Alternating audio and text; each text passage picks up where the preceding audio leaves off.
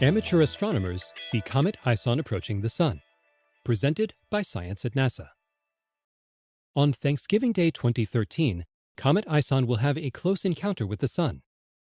Astronomer Carrie Liss, the head of NASA's Comet ISON observing campaign, hopes that every telescope on Earth will be trained on the comet in October and November.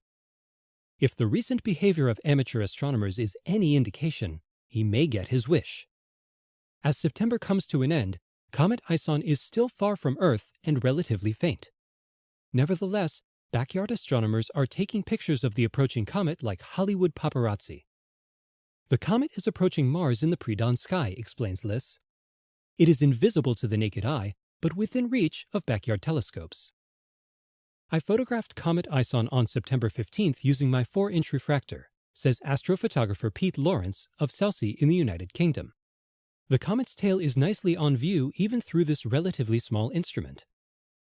In Aguadilla, Puerto Rico, astronomer Efrain Morales Rivera saw the comet rising above the canopy of the rainforest just minutes before sunrise. I used a 12-inch telescope, he says. In mid-September, the approaching comet was glowing like a star of 14th magnitude. That's dimmer than some forecasters expected. Certainly, we would love it to be a couple of magnitudes brighter right now, says researcher Carl Badams of the Naval Research Lab in Washington, D.C.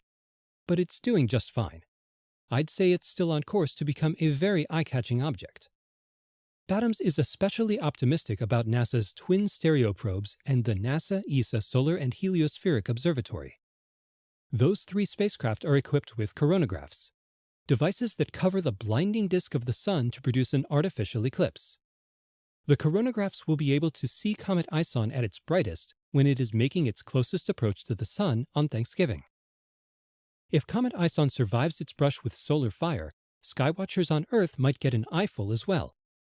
Based on the latest images, internationally known comet expert John Bortle says ISON appears likely to survive the inbound leg of its journey all the way to the Sun. It will probably brighten more slowly than all the early hype led the public to believe. Nevertheless, Comet ISON should very briefly become exceptionally bright, at least rivaling the planet Venus in the hours preceding its closest approach to the Sun. After Thanksgiving, Comet ISON will emerge from the Sun's glare well-positioned for observers in the northern hemisphere. The comet's tail will likely be visible to the naked eye in both the morning and evening sky throughout December of 2013. The last comet that did this sort of thing was Comet Lovejoy, which put on a grand show after it brushed the Sun in 2011. People in the southern hemisphere still remember the comet's tail stretching halfway across the night sky. Judging from the brightness of Comet ISON, Matthew Knight of the Lowell Observatory believes that ISON is likely a few times bigger than Lovejoy was, so I am optimistic that Comet ISON will become an impressive sungrazer. Because this is Comet ISON's first visit to the inner solar system, no one can say for sure what will happen. Comets are unpredictable, capable of fizzling at the last minute even after months of promising activity. Badams, who has been burned before by fickle comets, cautions that at no point in the next couple of months are we going to know if Comet ISON will survive or not until we actually observe it with our own eyes.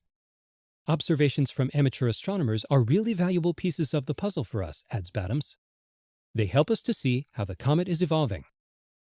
The NASA Comet ISON observing campaign aims to get as many eyes on ISON as possible. To learn how you can help, visit isoncampaign.org. More skywatching opportunities and information on objects around our solar system are available at science.nasa.gov.